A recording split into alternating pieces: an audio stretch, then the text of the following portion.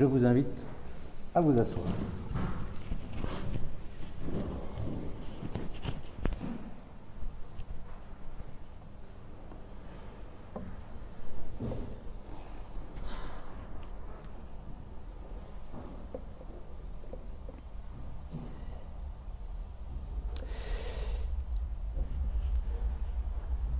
Il y avait à Corinthe des chrétiens de culture grecque, donc, qui mettaient un point d'honneur, mais vraiment un point d'honneur, à avoir la sexualité la plus débridée. Mon corps, c'est ma chose, j'en fais ce que je veux, je peux l'utiliser pour la porneia, c'est-à-dire la prostitution et plus largement toutes les expériences sexuelles que je veux, y compris les plus excessives, puisque, n'est-ce pas, nous autres Corinthiens, nous adorons l'excès. Et de toute façon, le corps, c'est pas si important. Quand on est chrétien, on est au-dessus de ça. Donc, j'en fais ce que je veux. Paul les invite à la modération, mais surtout, il les invite à une réflexion plus fondamentale sur ce que c'est qu'un être humain. Et il conclut: votre corps est le sanctuaire de l'Esprit Saint qui est en vous et que vous tenez de Dieu. Vous ne vous appartenez pas à vous-même, car vous avez été achetés à un prix. Glorifiez Dieu dans votre corps. C'est ce qu'on a lu dimanche dernier, au chapitre 6 de la première aux Corinthiens qu'on parcourt entièrement. Il y avait aussi à Corinthe des chrétiens, toujours de culture grecque, et qui, de manière exactement symétrique, mettaient un point d'honneur à ne pas avoir de sexualité du tout, à vanter l'abstinence et sans doute à vanter toute forme d'ascèse. Mon corps, c'est ma chose, j'en fais ce que je veux, je peux le soumettre à l'ascèse qui me plaît, je peux être sexuellement abstinent, y compris de manière absolue, puisque, n'est-ce pas, nous autres Corinthiens, nous adorons l'absolu. De toute façon, le corps, c'est pas si important. Quand on est chrétien, on est au-dessus de ça. J'en fais donc ce que je veux. Au fond, pour cela, la sexualité, c'est une sorte de désolante concession au monde matériel, quelque chose auquel il serait souhaitable de renoncer, le contraire de la sainteté. Et ici, à nouveau, Paul va les appeler à la modération, mais bien plus, il va élargir le regard, comme il l'avait fait à la page précédente, prendre du recul par rapport aux seules questions d'abstinence sexuelle, et il va proposer à ses lecteurs une réflexion fondamentale sur ce qui compte essentiellement dans leur vie. C'est ce qu'on va lire aujourd'hui, dans le chapitre 7, toujours de cette première aux Corinthiens. Qu'est-ce qui nous fait vivre? Et Paul déploie sa réflexion en 3 étapes. 1. Vivez votre vie comme vous êtes. Ne courez pas après une autre situation, un autre statut, comme si c'était la grande affaire de l'existence. Car, 2. Ce qui compte au fond, c'est ni la situation, ni le statut. Ce qui compte, ce n'est pas ce qui fait votre identité à vos yeux et aux yeux des autres. Ce qui est décisif, c'est l'appel de Dieu. Et 3, ne vous trompez donc pas de liberté.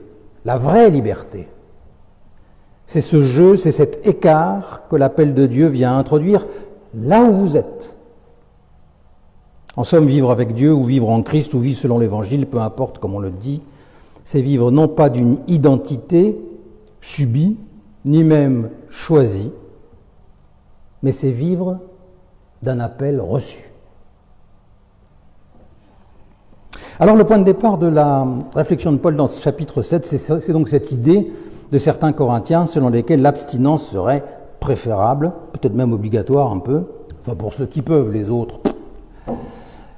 La première phrase du chapitre, c'est une citation de la thèse à laquelle Paul va répondre. « Pour ce qui concerne ce que vous m'avez écrit, il serait bien pour l'homme de ne pas toucher de femme. » Voilà, le point de départ. Et puis alors au fil du chapitre, Paul écrit des choses comme ceci. Que la femme n'abandonne pas son mari, que le mari n'abandonne pas sa femme, et ne vous privez pas l'un de l'autre, sinon pour un temps et d'un commun accord, afin de vous consacrer à la prière, puis reprenez votre vie conjugale. Un peu plus loin, et si vous n'êtes pas marié, ou si vous êtes veuve, demeurez ainsi. Ou un peu plus loin, tu es lié à une femme, ne cherche pas à rompre. Tu n'es pas lié à une femme, ne cherche pas de femme. Ou un peu plus loin encore, si un frère, c'est-à-dire un membre de la communauté, un croyant, si un frère a une femme non croyante, qu'il ne l'abandonne pas. Si une femme a un mari non croyant, qu'elle ne l'abandonne pas. On pourrait presque dire que, vous voyez, l'attitude de Paul, c'est marié, célibataire, veuve, couple mixte, vous êtes comme vous êtes, et c'est très bien comme ça, ne changez rien. Mais si vous voulez changer, c'est très bien aussi. Je continue à picorer comme ça au fil du texte. Ceux qui ne sont pas mariés, s'ils ne peuvent pas se maîtriser, qu'ils se marient. Toi qui es célibataire, si toutefois tu te mariais, tu ne pécherais pas. Et si la Vierge se mariait, elle ne pécherait pas. Si le non-croyant veut se séparer de sa femme croyante, qu'il le fasse. Donc ne changez rien, c'est très bien, mais si vous voulez changer, c'est très bien aussi. Bref, il n'y a pas une hiérarchie de situation, d'état, avec des statuts supérieurs les uns aux autres. Il a ses préférences, mais c'est son avis, pas forcément celui des autres. Et sa recommandation est claire donc, que chacun vive sa vie là où il est, comme il pense devoir le faire, comme il peut le faire. Si vous voulez changer de situation, d'état, de statut, parce que vous estimez que c'est préférable pour vous, faites-le, c'est très bien. Mais en tout état de cause, ne pensez pas que le cœur de la vie se situe là, dans le fait d'accéder à un autre état, à une autre situation, à un autre statut que celui que vous connaissez. Alors, si vous pensez qu'être sexuellement abstinent, ce serait en soi mieux, préférable, supérieur, admirable, comme ceux à la page d'avant pensaient que être sexuellement débridé, ce serait la preuve d'une plus grande liberté, eh bien, dans un cas comme dans l'autre, vous vous mettez le doigt dans l'œil. La question n'est pas là. Et pour que les choses soient parfaitement claires, au milieu de ces longs développements très centrés sur les questions de conjugalité, puisque c'est la question qu'on lui pose, Paul prend du recul et il généralise d'une certaine façon, il prend d'autres exemples. Puisque ce qui compte au fond, ce n'est ni la situation, l'état, le statut, ni rien de ce qui fait votre identité à vos yeux et aux yeux des autres, eh bien, il prend cet exemple-ci. Quelqu'un était-il circoncis quand il a été appelé, qu'il demeure circoncis? Oui, je sais, ça peut faire un peu bizarre d'entendre ça, mais on proposait une opération à ceux qui voulaient effacer leur circoncision, ça existait. Quelqu'un était-il circoncis quand il a été appelé, qu'il demeure circoncis? Quelqu'un était-il incirconcis quand il a été appelé, qu'il ne se fasse pas circoncire? La circoncision n'est rien, l'incirconcision n'est rien. Pour un juif comme Paul, et quand on pense au débat quelquefois très violent qu'il y avait dans certaines communautés chrétiennes autour de cette question, cette phrase est quand même étonnante. La circoncision n'est rien, l'incirconcision n'est rien. Autrement dit, même sur le plan religieux, le statut qu'on a au regard des autres n'a aucune importance, aucune. Juste après, Paul prend un autre exemple qui peut nous chatouiller un peu plus. Tu étais esclave quand tu as été appelé? Ne t'en soucie pas. Mais si tu peux être libre, profite plutôt. Être esclave ou ne pas être esclave, c'est indifférent. Ça l'est tellement que la formulation de Paul est complètement ambiguë. Si tu peux être libre, profite plutôt. On peut comprendre, si tu peux devenir libre, profites-en et deviens libre. On peut tout aussi bien comprendre, si tu peux devenir libre, mets à profit ta condition d'esclave. Les deux.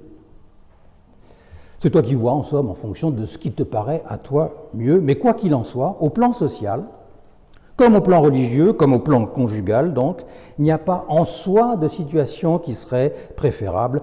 L'état importe peu, le statut est indifférent au regard de la foi. Ça n'est pas sans importance dans la vie, puisque chacun fait au mieux. Mais ce qui fait notre identité à nos yeux ou aux yeux des autres est secondaire. Alors, qu'est-ce qui est vraiment important? Qu'est-ce qui est décisif? Qu'est-ce qui est premier? Toujours au milieu de ce chapitre, là où Paul parle de la circoncision et de l'esclavage, enfin des esclaves plutôt,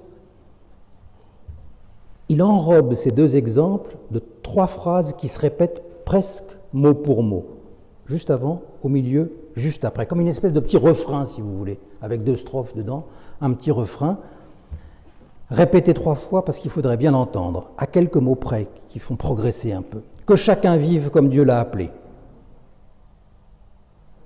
Que chacun demeure dans l'appel où il a été appelé. Chacun dans l'état où il a été appelé, frère, qu'il y demeure devant Dieu.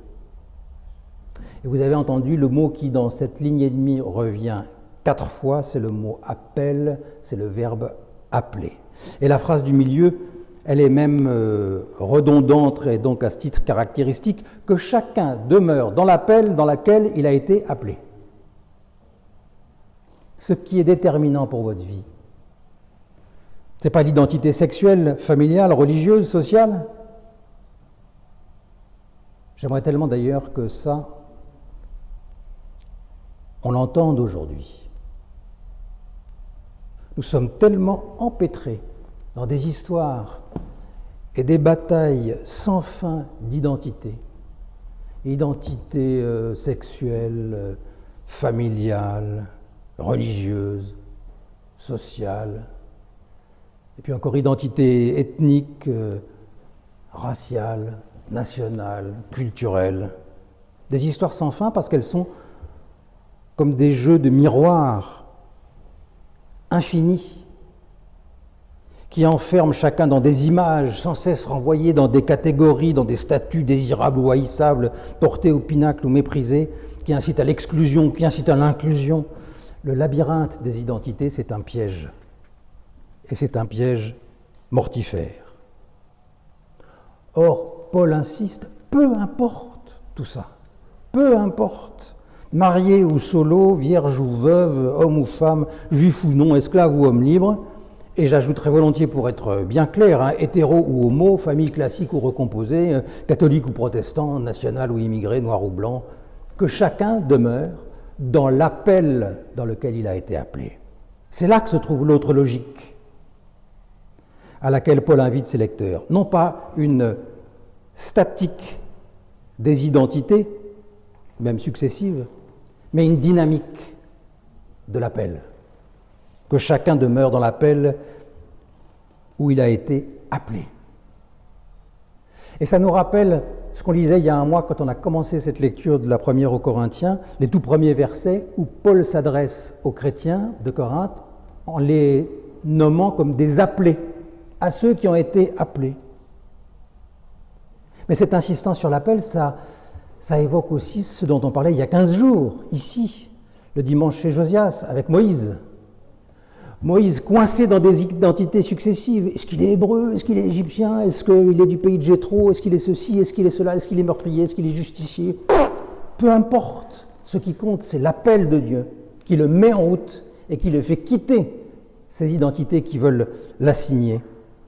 Ou encore cette insistance de Paul sur l'appel, ça rappelle les vocations des prophètes, Ésaïe, Jérémie, Amos et les autres, et aussi l'appel que Jésus lance à ces hommes qu'il voit au bord du lac, et aussi l'histoire de Bartimée qu'on a lue tout à l'heure au début du culte. C'est pour ça que je vous ai proposé de la réentendre. Que chacun demeure dans l'appel où il a été appelé.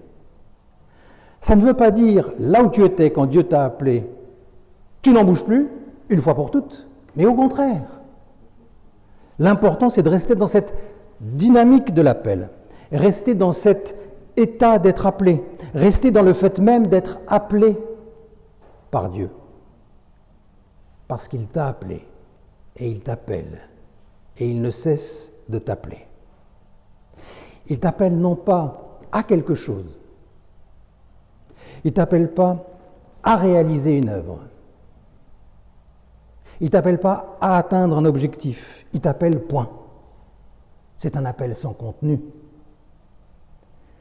Dieu t'appelle et voilà, ça veut dire il s'adresse à toi, il te connaît par ton nom, il est avec toi sur le mode de l'appel. C'est comme quand on appelle quelqu'un « Ohé !» Ça ne veut rien dire « Ohé !» C'est du bruit. C'est un appel, ce n'est pas un grand discours argumenté. Ça veut dire « Je suis là, tu es là, je te vois, j'arrive » ou alors « Viens ». On pensait être séparés, mais finalement l'appel renoue le contact. L'appel, c'est entrer en contact par la voix. Et l'appel, c'est le mode de relation de Dieu avec nous. C'est son mode de relation avec toi. C'est une voix qui s'élève dans ta vie. C'est quelqu'un qui te parle et qui, parce qu'il te connaît comme tu es, dans la situation qui est la tienne, situation stable ou situation changeante, s'adresse à toi et te fait ainsi exister, te fait faire un écart pour exister d'une manière plus fondamentale, plus essentielle, plus décisive que toutes les questions d'identité. Vous savez bien d'ailleurs que l'appel, c'est le mode d'être de Dieu. C'est le mode de relation de Dieu, que c'est un mode créatif. Dans le chaos, dans le tohu-bohu, Dieu appelle la lumière. Que la lumière soit, et la lumière est là. Quand il appelle, Dieu crée. Quand il t'appelle, c'est comme s'il te créait à nouveau. Que chacun demeure dans l'appel où il a été appelé, car ta vie véritable n'est pas dans la statique des identités à laquelle tu serais assigné ou que tu recomposerais. Ta vie véritable, elle est dans cette dynamique de l'appel qui creuse un écart et qui ouvre ainsi à la vraie liberté. La vraie. Parce que donc il ne faut pas se tromper de liberté. La liberté selon l'Évangile, ce n'est pas quitter une situation à laquelle on s'identifiait pour une autre à laquelle on s'identifierait. Ce n'est pas quitter un statut avec lequel on coïncidait pour un autre avec lequel on coïnciderait. Ce n'est pas quitter une identité subie pour rejoindre une identité choisie. Ça peut arriver bien sûr qu'on change d'état, pourquoi pas. Mais la vraie liberté que Dieu crée par son appel, c'est une liberté à goûter dans la situation où on est, quelle qu'elle soit. Le statut que l'on a, quel qu'il soit. La vraie liberté, ce n'est pas d'aller voir ailleurs si j'y suis. C'est de réaliser que Dieu s'adresse à moi là où je suis. Je termine donc en lisant quelques lignes, toujours dans ce même chapitre 7, où Paul essaye difficilement de faire percevoir ce que c'est que cette liberté et l'écart qu'elle provoque, là même où on se trouve. Il écrit ceci. Le moment est écourté. Alors, dans sa tête, le moment est écourté parce que la fin des temps est proche. Mais c'est aussi, le moment est écourté au sens, il y a une occasion à saisir, là où on est, sans attendre. Le moment est écourté. Désormais que ceux qui ont faim soient comme n'ayant pas, ceux qui pleurent comme ne pleurant pas, ceux qui se réjouissent comme ne se réjouissant pas, ceux qui achètent comme ne possédant pas, ceux qui usent du monde comme n'en usant pas réellement, car la manière d'être de ce monde égare. La manière d'être de ce monde égare. Et ce qui dans ce monde semble décisif ou ultime, les places, les situations, les identités, ne l'est pas. Mais au contraire, à l'intérieur de chacune de nos situations, mariés, tristes, joyeux, possédants, pour reprendre les exemples qu'il donne, là, l'appel de Dieu permet de faire un pas de côté. Elle est là, la vraie liberté. Jouer le jeu du monde et de ses règles parce que nous y sommes, les connaître et n'en être pas dupes parce que nous y sommes, mais ne pas s'y laisser enfermer. L'appel de Dieu, la voix de Dieu qui s'adresse à toi, t'ouvre à une liberté plus fine, plus vive, plus essentielle. Car vivre selon l'Évangile, ce n'est pas vivre dans une idée, dans une identité imposée, ni même dans une identité choisie, mais c'est vivre d'un appel reçu. Amen.